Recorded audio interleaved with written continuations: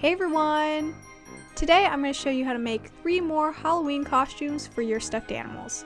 I make a video like this every year, so I'll link the old ones in the description box. And this year, a lot of the requests were more classic Halloween costumes, so that's kind of the theme for this video. Make sure to watch till the end though, because I will be doing a 4th bonus costume, and I think it's my favorite. Now let's get started. Okay, so the first costume I'm going to make is a really easy one, and a little hint for my nails, it is the ghost. So obviously you'll mainly just need some white fabric for this, and I first need to grab my stuffed animal and measure them, so I'm going to be using Roxy here. This is also a great costume for sitting stuffed animals because their arms aren't really involved. Okay, so I'm going to take the measurement with just a piece of yarn, and I'm going to place one end at the top of her head and then pull it down to wherever I want the ghost costume to end. Then I'm going to fold the string in half at that point and then tie the ends in a knot. Now this will be able to help you draw and cut out a perfect circle. Instead of drawing a whole circle on the fabric directly, I'm folding my fabric in half diagonally again and again until it gets to be a pretty skinny triangle. Then I'm using my string to draw a little arc shape so I know where to cut. You want to hold one side down while the pencil's on the other side drawing the shape. I must have did something wrong though, because this did not come out a perfect circle. It looked a little bit wavy, but I didn't fix it because it's not too noticeable. But what is noticeable is how wrinkly this is, so I ironed it real quick. And now I can drape this over my stuffed animal to see where to make the eyes and mouth holes. I just marked them with pencil and then cut these out.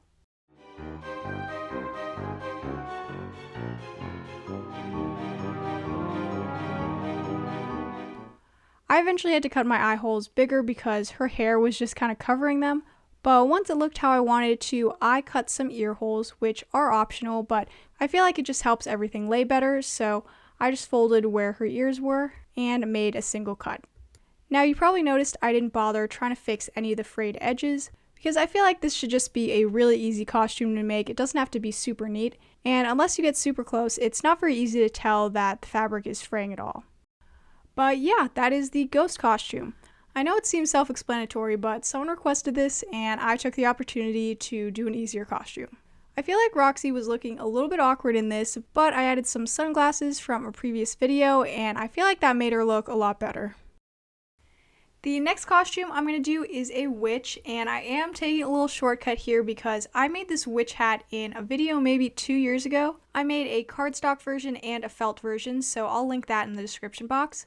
But with that done, I can move on to really the only other accessory I'm going to need, and that is the broomstick. I actually just made one in my last video, which was fall room decor, but that one was tiny, so I had to make a bigger version by grabbing a big stick, and instead of pine needles like I used for the last one, I grabbed some kind of dried grass or weeds. I'm not exactly sure what this is, but it kind of reminded me of straw and broomstick fibers, so I used it. But the next day I went to school and found huge pine needles that I really could have used for this, but it's okay, this was already filmed. I already showed this whole process in my last video, so I'm going to quickly go through this. I just cut all of them to a shorter length and then gathered them together, and added some glue to the end of the stick before wrapping the dried grass around it, and then wrapping that with some string. Then I just trimmed that top part to be a little neater and let this dry. Now once that's done, I basically have all the pieces I need to make this witch costume. I'm keeping it really simple, so I didn't make any new clothing pieces or anything. I just had my stuffed animal wear a black dress, and you probably saw in the intro that I switched this out with the black nightgown because I feel like that just looked better. So now I could just have her riding the broomstick and add the hat on top, and this costume is done. This is another really easy one because I feel like all you need is the witch hat to make any stuffed animal a witch.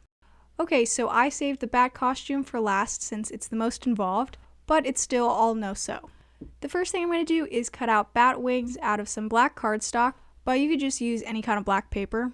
And I'll link this pattern down below in case you want to recreate this. So after cutting out 2 of these, I'm going to plan out how far apart I want them to be. I'm setting my stuffed animal on top to see how far they stick out and if I like that look. And once they're in a good position, I'm taking a rectangle of cardstock and connecting them with some tape. Next, I'm punching 2 holes per side and putting some black yarn through there to make the straps. I'm just trying this on my stuffed animal to get the perfect length, and then I tied the ends tightly in the back and then kind of taped it down so it was flatter. Now I'm going to add some detailing to these wings with some black pipe cleaners, but first I'm sketching out the kind of bone structure of the wing. I'm not exactly sure what it's called. But now I can bend and cut my pipe cleaners to fit along those lines. And if you don't have pipe cleaners, you could just use black yarn or even just draw this on. It's really just a little extra detail. So now I'm gluing this on with some Elmer's glue, but you do kind of have to hold these in place for it to really stick down because the fuzz of the pipe cleaner is kind of just sitting on top and not really getting stuck in there. So I later had to go in with hot glue to stick some of those parts down. But after doing this to the other wing, I set this aside to dry, and next I'm going to work on the bat ears. I have my pattern for this that I'm going to be cutting out of some black felt, and I made sure this was big enough to cover my stuffed animal's actual ear, so if you want it to fully cover, you might have to make it a little bit bigger. Now you can leave it as one layer like this, but to give mine a little more dimension, I'm cutting out another piece out of gray that is just slightly bigger than this black piece.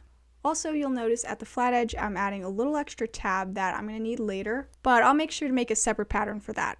Honestly, looking at it now, it kind of reminds me of a werewolf ear, but I mean, that's another great costume idea.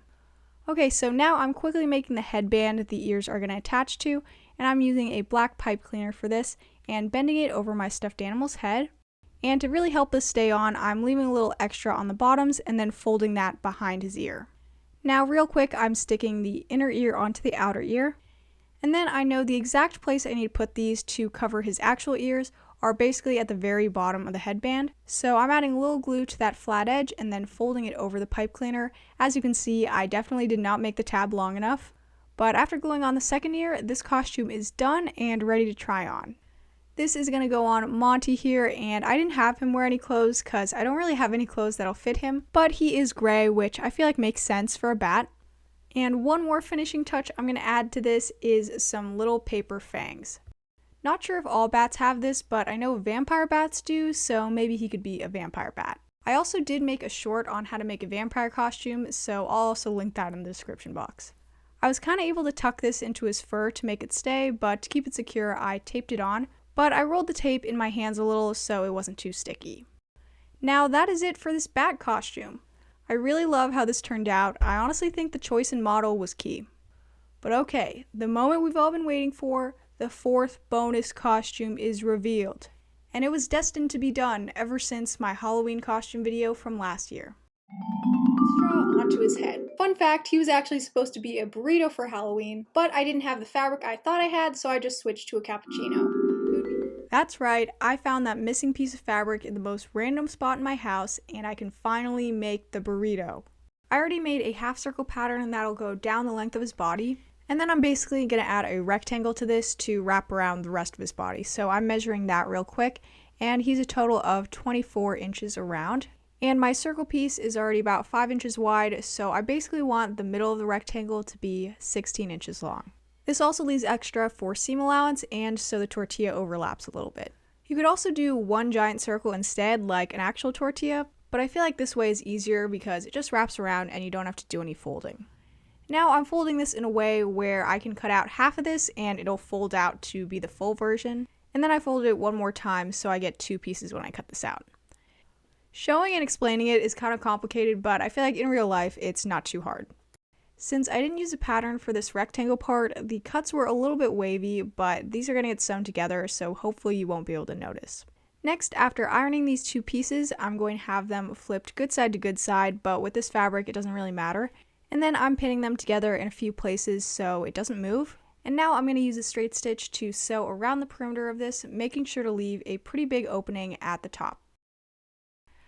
After that, this is how it looked. I used a pretty big stitch to save time, and now I can just turn this inside out. Then going back to that opening, I'm making sure the edges are folded in and then pinning it together, and I just sewed straight across there to close it. Now this tortilla is finished. It honestly kind of reminds me of pita bread, but if you want to give this a flour tortilla look, you could also paint on some little brown dots like flour tortillas have. But I feel like this fabric definitely had more of a corn tortilla look, so I thought this was good to leave alone. Now I'm going to set this aside to work on the inside of the burrito. Also, just for the record, I recognize this is more like a soft taco than a burrito. Next, I'm making some shredded lettuce by first painting a piece of paper with green watercolors. I mixed a few different greens together, but it doesn't really matter, it doesn't have to be perfect. You do need a pretty big piece of paper though. I probably should have used a bigger one. Now while that dries, I'm going to work on kind of the base of the meat portion. So I'm just taking some brown paper and trimming that to fit over my stuffed animal. And then I'm making some more toppings. So I'm making cheese here by just cutting out thin strips of yellow and orange paper and then cutting them up. Now that I think about it, I probably should have also done white. That would have looked good. And for the meat, I was just going to do this brown paper, but I remembered I have a bunch of brown pom-poms, so I'm going to use that instead. You could probably also do little pieces of crumpled brown paper. And lastly, I'm going to cut out a few tomatoes, which I cut out kind of cherry tomatoes, but now that I think about it, I don't think whole tomatoes are in tacos or burritos, so I probably should have cut these up smaller. Okay, getting back to that lettuce, this paper is dried, so I'm crumpling it up, and I thought it was funny. It kind of looked like a little lettuce once it was crumpled up, but once it's super crumpled, I'm going to cut this into thin strips to shred the lettuce. And that's all to making this lettuce. I was really proud of this one because I feel like this looked the most realistic out of all the ingredients. Okay, now it is finally time to assemble the burrito, and I first glued some toppings to this brown paper, but it didn't make a difference because it was covered, so I'm going to skip that part. But now I can wrap my stuffed animal in the tortilla and add the brown paper to see which parts are sticking out. Then I'm tracing this area because that's really the only area I'm going to be adding the brown pom-poms. I did that to the back also. Now I can start gluing on pom-poms to that area. Also, if it wasn't already obvious, this costume kind of only works for stuffed animals that are laying down. But I mean, I guess you could add armholes to the tortilla and make it work for a standing stuffed animal. After adding all the pom-poms to the front, I also added a little tomato sticking out between them. Not really sure why. Now for the middle part, that's where I'm going to be gluing on the shredded lettuce. You gotta really pack it in there to get it to stick. Then I'm doing some touch-ups to that meat portion, so adding a little lettuce and cheese. And after doing that back portion, this is ready to go into the tortilla. I'm sorry this camera angle is so close. I think my tripod is just too small. Okay, so after wrapping everything together, to keep the tortilla closed, I was going to add Velcro, and then I remembered safety pins existed, and that would be so much easier. So I'm first putting it to one side, but only that bottom layer, so it's not visible on the outside. And then I'm pinning that through the top of the other side. This can be a little tricky, but hopefully in the end you won't be able to see it very well. Now just some finishing touches, I'm sprinkling in some more lettuce and tucking it in, and now this burrito costume is finally done. I know this doesn't look great from the super close top camera angle, but here is how it looks from a side view. There will be some better shots in the outro though.